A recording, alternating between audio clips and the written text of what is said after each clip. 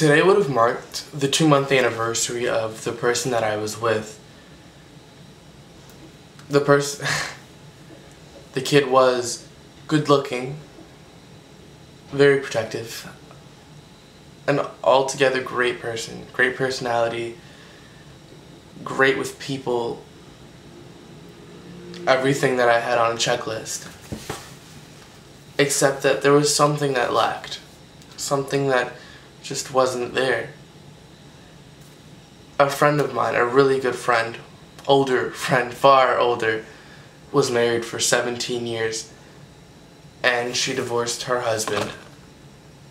And when we talked about it, she said that she was married to someone who was very attractive, but the love wasn't there. And if the love wasn't there, then there was nothing to build onto. And I guess I can totally empathize with that now, having gone through that.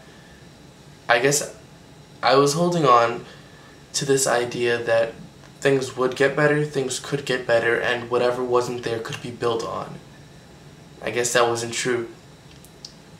I was sold this fairy tale idea that I wanted a high school sweetheart and that I wanted to make that last.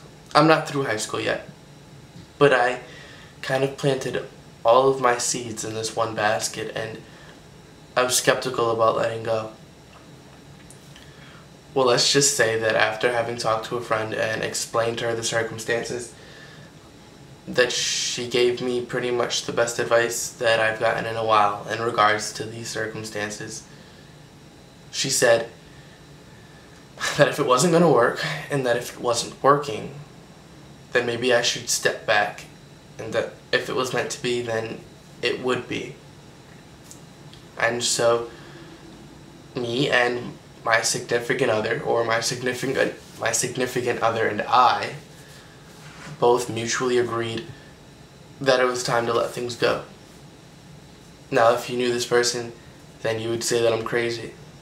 And at one point I was crazy about that person. I definitely was. But after having been with them in a relationship for 2 months and then counting the month and a half that we were talking as more than friends, it just wasn't there. Shakespeare said, "God gives us a face, and yet we still make one." I guess I was trying to create this image, this perfect happy couple image, that everyone would look at us and kind of get jealous that they didn't have one or the other. And I don't know. I think I kind of sold the image to myself and didn't want to let go of it very much.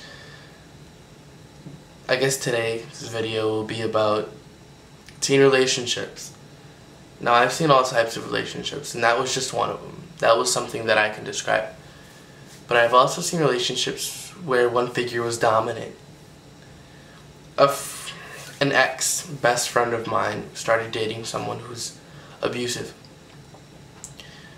Now, I learned that in an abusive relationship, the abuser is very much a people's person. He or she tends to appease to their viewers. They put on this facade of some sort that appeals to everyone, so everyone genuinely likes this person, but behind closed doors, they are very arrogant and ignorant and both physically abusive, as well as mentally abusive with words. This kid was very big and seemed like a great guy until you started noticing certain things. She was cut off from her friends. She was very tense around him when usually that shouldn't be the case. She looked very worn, very far from what she used to be. When we were friends, she was very much a people's person, very much alive and happy. And once she jumped into this relationship with this guy, it was a complete turnaround. Now, she's still with him, but the vacations they take seems to make up for everything else. And she would deny to this very day that they're totally happy, which isn't my business, but I can't help but totally feel bad for this person. And I hope that she watches this and that she realizes that she deserves so much better. So much better. And then we have couples that are monogamous. Now personally, I feel like monogamy goes against everything that we are naturally built for. It's something that I struggle with, and I will openly admit it.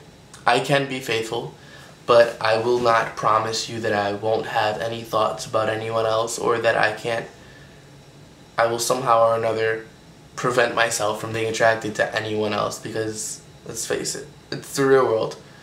We have couples that force themselves to be happy with just one person. Now if that's the case, you're young. Or if you're not young,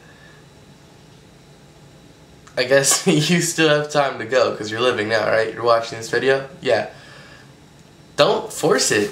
Why force it? I mean, if you believe in a God or a God, then I like to believe that Zeus, who I personally like to believe in, or Apollo, or Zeus's dad, they gave me thoughts, they gave me hormones, and they intended for my hormones to react when they see something that they are just attracted to. And acting out on those hormones, I guess, is an entirely different thing, but fuck it, for lack of a better term. Yeah, just do it. Go out and do it. Don't force yourself to be this hallmark couple, this picture perfect, oh, I'm totally indebted to you and committed to you, and I would never think about kissing or screwing or blowing anyone else, because yeah, things just happen like that. So this is my my total dits on relationships. These are the things that I've seen like within the last week. So yeah, just think about it. Yeah.